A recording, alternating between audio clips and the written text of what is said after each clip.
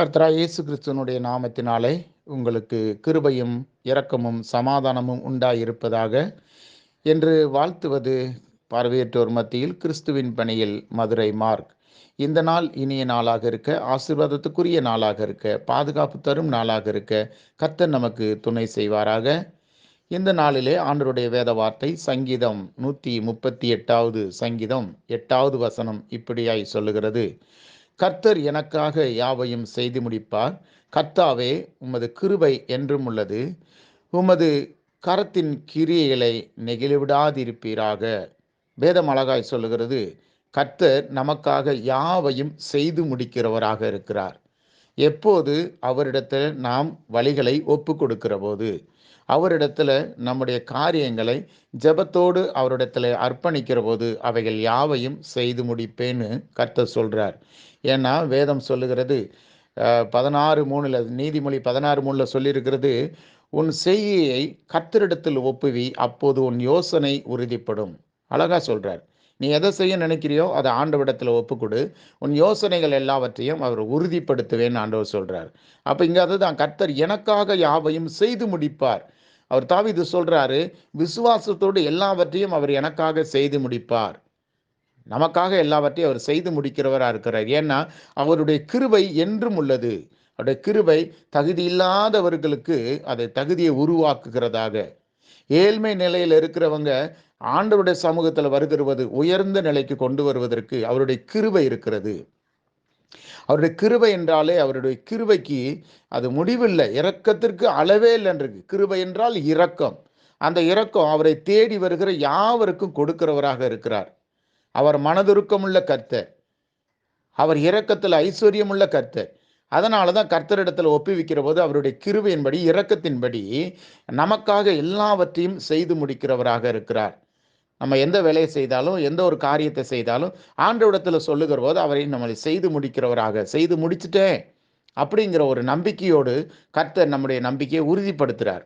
நம்ம விசுவாசத்தை பலப்படுத்துறதுக்காகவே அவர் எல்லாவற்றையும் செய்து முடிப்பார். என வேதம் அப்படித்தானே சொல்லுது, நீங்கள் வேண்டிக் கொள்வதற்கு முன்பே உங்களுக்கு இன்னது தேவை என்பதை நான் அறிந்திருக்கிறேன் கர்த்தர் சொல்றார்.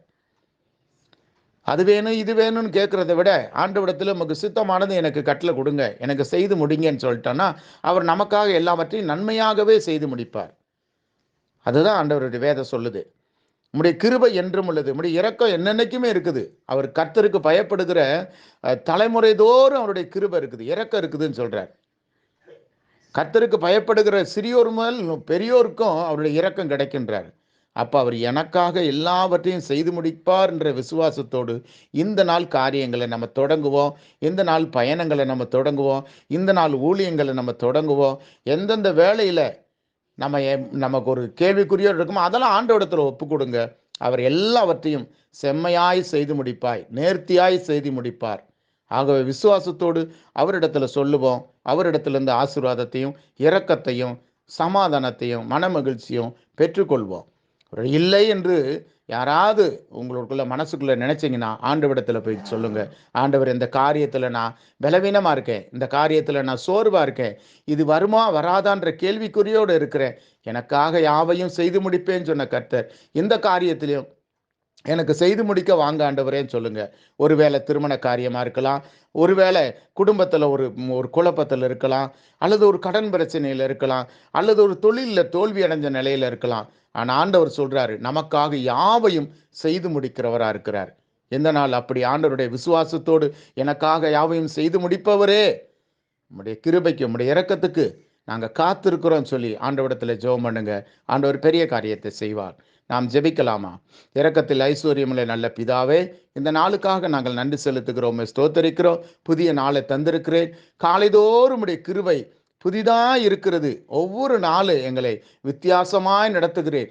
ஒவ்வொரு நாளும் ஒவ்வொரு அனுபவங்களை கொடுத்து எங்களை வளர செய்து கொண்டிருக்கிறேன். நன்றி செலுத்துகிறோம்.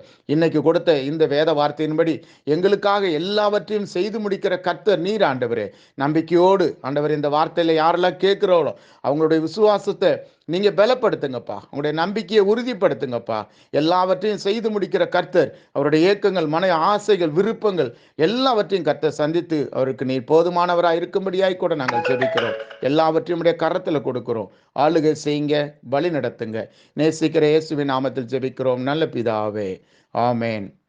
கர்த்தருக்குள் பிரியமானவர்களே, ஆண்டவரிடத்தில் கேளுங்க. ஆண்டவர் உங்களுக்கு எல்லாவற்றையும் செய்து முடிக்க வல்லவராக இருக்கிறாரு. நன்றி உறவுகளே, நன்றி.